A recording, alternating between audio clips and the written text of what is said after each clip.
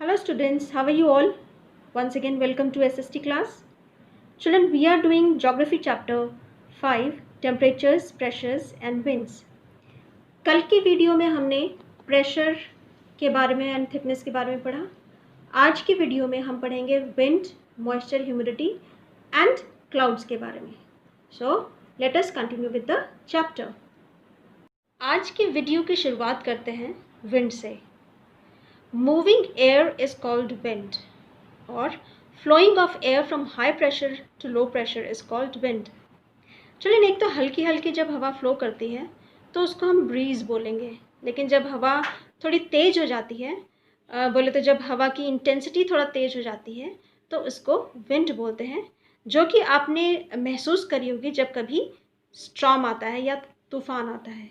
जी हाँ, उसी को विंड बोलते हैं.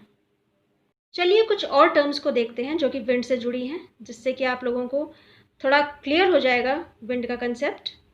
First is wind get their name from the direction they flow from. For example, अगर कोई विंड नॉर्थ ईस्टर्न साइड से फ्लो कर रही है तो उसको नॉर्थ ईस्टर्ली बोलते हैं. Second is if the air flowing horizontally to the earth surface, that is called wind, but if it is blowing vertically, that is called current, और जिसको कि तूफान हम बोलते हैं. नेक्स्ट इज विंड जो है वो हमेशा high pressure to low pressure flow करती हैं, हाई प्रेशर से लो प्रेशर की तरफ.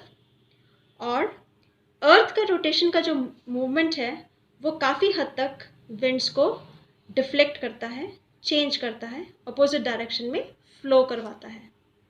सो these were some terms related to winds. Next is types of winds. There are three types of winds: planetary winds, periodic winds and local winds. सबसे पहले planetary. These winds blow particularly एक ही direction में ये flow करती हैं constantly. इनको हम permanent winds भी बोलते हैं. इसके कुछ एग्जाम्पल्स हैं polar winds, westerly winds and trade winds. Next is periodic winds, as clear from the name. ये एक पर्टिकुलर पीरियड के लिए फ्लो करती हैं एंड फॉर अ सीज़न, इसीलिए इनको सीजन विंड भी बोला जाता है. इसका एग्जाम्पल है monsoon wind in India. Next is local wind. ये विंड्स प्योरली लोकल नेचर होती हैं, जो कि एक पर्टिकुलर रीजन में और एक पर्टिकुलर टाइम के लिए 15 to 20 डेज के लिए ये फ्लो करती हैं, जिसका एग्जाम्पल है लू इन इंडिया, जो कि गर्मियों के टाइम में फ्लो करती हैं. ये किसी और रीजन में या किसी और कंट्री में फ़्लो नहीं करती हैं, और इनका कोई परमानेंट ना तो कोई डायरेक्शन है और ना ही परमानेंट कोई टाइम है. Another example of local wind is chinook in North America and harmattan in North Africa.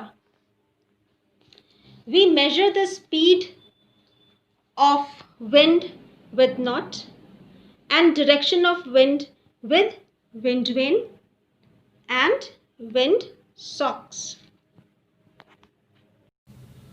Next important feature of air is moisture. Heat and wind water को evaporate करता है and air इस water vapor को absorb कर लेती है and it becomes moist.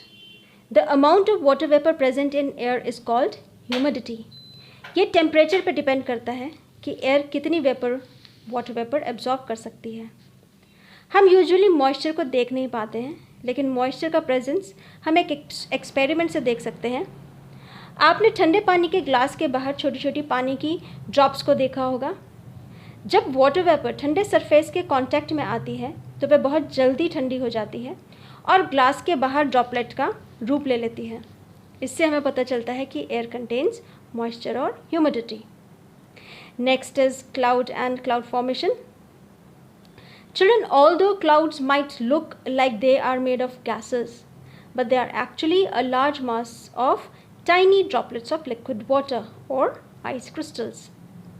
When water vapor rises high, it gets condensed in higher altitude, क्योंकि higher altitude में temperature कम होता है और ये condensation dust particle and smokes के चारों तरफ हो जाता है, जिसको हम क्लाउड्स बोलते हैं. And these clouds get blown away with the wind. Clouds are of many kinds, depend upon their shape, size and height, like cumulus clouds, stratus clouds, cirrus clouds.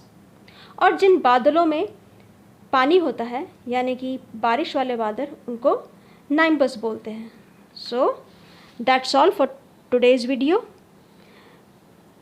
Assignment related to today's video is uploaded in your school website. Complete it and give thorough reading to the chapter. Thank you and have a nice day.